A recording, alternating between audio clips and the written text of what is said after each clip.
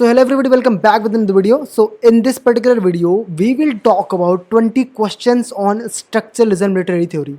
As you all know, this literary theory, structuralism, very important and which had been asked in various exams.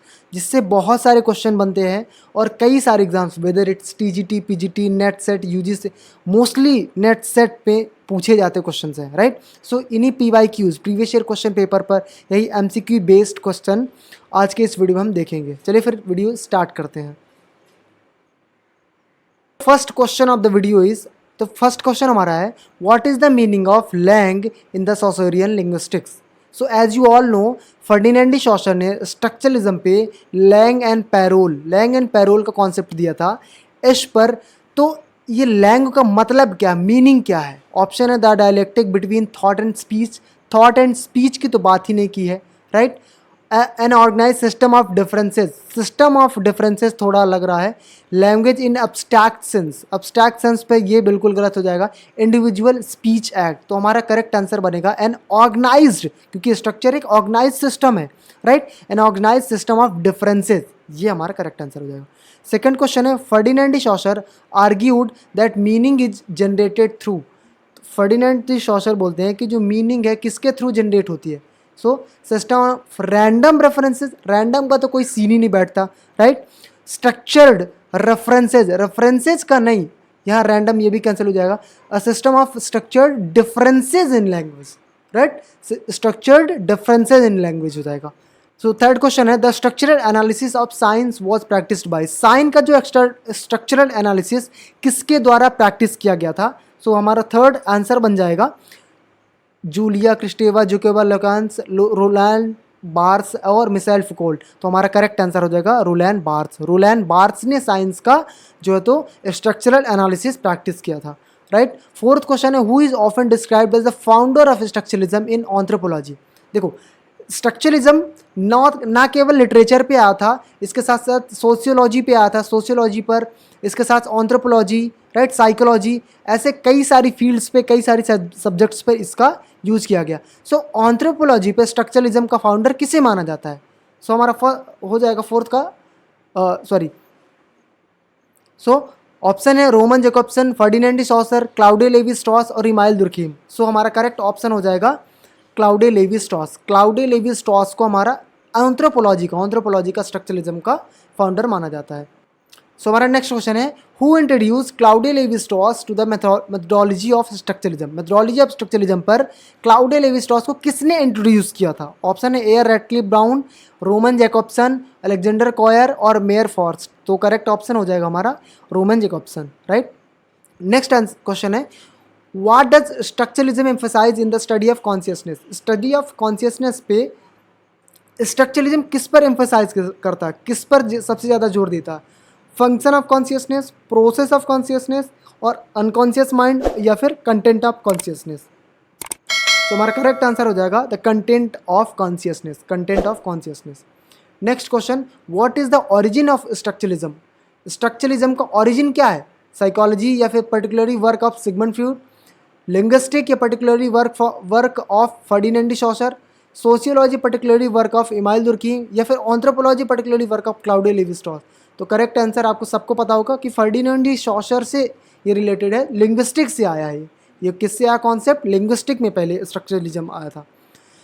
Next question है the process of getting down to the deep structure. Deep structure की बात किस में की जाती है, obviously structuralism पे. Next question a French word referring to the deep structure underneath language के नीचे डीप स्ट्रक्चर की बात क्या करता है. लैंग्वेज ऑफ सिस्टम, मतलब स्ट्रक्चर का सिस्टम, एक पर्टिकुलर लैंग्वेज का सिस्टम, पर्टिकुलर स्ट्रक्चरल सिस्टम क्या है, लैंग है, राइट. और उस लैंग का यूज करना, अटरेंस, वैरायटी ऑफ अटरेंस और स्पीच एक्ट्स यूज करना क्या होता है, पैरोल, राइट. दोनों लैंग पैरोल का आपका कॉन्सेप्ट यहीं एक स्लाइड में खत्म हो गया, राइट. डीप स्ट्रक्चर जो होता है लैंग है और उस स्ट्रक्चर का यूज क्या कहलाएगा, पैरोल कहलाएगा. Next question a dash is made up of both signifier and signified. As you all know, sign, signified का कॉन्सेप्ट किसने दिया था, फर्डिनेंड डी शॉसर. तो सिग्निफायर तो है, सिग्निफाइड भी है. अब ये दोनों तो हो गए नहीं, पैरोल का कोई कॉन्सेप्ट ही नहीं बैठता. तो sign is made up of both signifier and signified. A pair of words और concept that are opposite in meaning. अब एक और कॉन्सेप्ट दिया था फर्डिनेंड डी सॉसर ने स्ट्रक्चरलिज्म पे, वो क्या था? बाइनरी अपोजिशन का। किसका? बाइनरी अपोजिशन का। तो हमारा करेक्ट आंसर हो जाएगा बाइनरी अपोजिशन, राइट। जैसे कोई चीज़ अगर गोरी है तो काली होगी, कोई चीज़ अगर गंदी है तो बुरी अच्छी होगी, है ना, ऐसे टाइप का। Next, which one of the following is correct about Saussure's analysis of language. Saussure के एनालिसिस ऑफ लैंग्वेज के लिए क्या चीज़ करेक्ट है? La language is particular instance of speech and writing. Writing का कोई कॉन्सेप्ट ही नहीं बैठता। Parole is the study of language over a period of time. Study of language नहीं है, यूज ऑफ लैंग्वेज है ना भाई। La language is the system of language, system of language है। Parole focus on language is the system at the period of time. No, ये भी cancel. तो हमारा करेक्ट आंसर हो जाएगा la language is the system of language. Next question, dash dash studies the human mind and the basic unit that can be identify through introspection. क्या? Structuralism. Structuralism human mind और basic units को identify करता है और introspect करता है, right. Next question, where did structuralism first emerge. सबसे पहले स्ट्रक्चरलिज्म कहाँ आया था? तो ऑब्वियसली फ्रांस एंड, याद करो, France and Russia, right, France and Russia. तो करेक्ट आंसर हो जाएगा हमारा France. The root of structuralism can be found in, सबसे स्ट्रक्चरलिज्म का रूट कहाँ पाया जाता है? सबसे पहले लिंग्विस्टिक से पहले क्या होता है? सिमियोटिक्स। क्योंकि फर्डिनेंड डी सॉसर किसके फाउंडर माने जाते थे? Father of semiotics and linguistic, right, sorry father of semiotic और स्ट्रक्चरलिज्म के, राइट। तो जो स्ट्रक्चरलिज्म का रूट कहाँ देखने को मिल सकता है? सिमियोटिक्स, या फिर सिमियोटिक्स की जगह ना होता लिंग्विस्टिक होता तो लिंग्विस्टिक कर सकते थे आप। नेक्स्ट क्वेश्चन है, structuralism semantic movement started by. Structuralism semantic movement किसने स्टार्ट किया था? सो फर्डिनेंड डी सॉसर। ये नहीं होंगे। Next question, the book course in general linguistic, जैसे कि पता फर्डिनेंड डी सॉसर ने लिखा। कंपाइल किसने किया था? बेलियन हैरी, बेलियन विस्मैट, बेलियन अलेक्जेंडर, बेलियन सिचेशे। तो obviously correct fourth answer. Ferdinand de saucer talked about two types of studies of language, which one he refers.